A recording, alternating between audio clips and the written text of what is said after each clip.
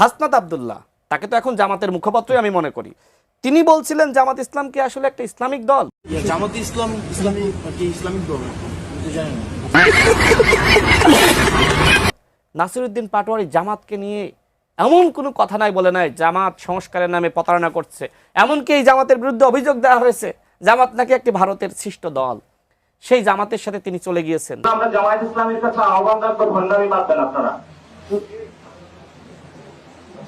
ভণ্ডামি বাদ দেন, ভণ্ডামি বাদ দিয়ে অন্তরে কি আছে একটু খুলে বলেন।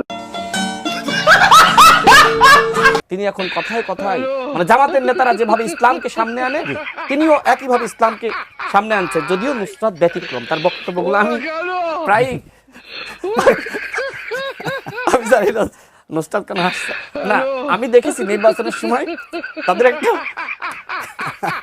মানে সরকারি দলের মানুষজনের পক্ষ থেকে প্রশংসা শুনলে একটু এটাই মনে সে কিন্তু ওই সময় নির্বাচনের সময় তার একটা অবস্থা আমরা দেখেছি। নুসরাত সত্য কিনা আমি একটু পরে বলি। নুসরাত কিন্তু এই প্রশংসা আবার তার দলের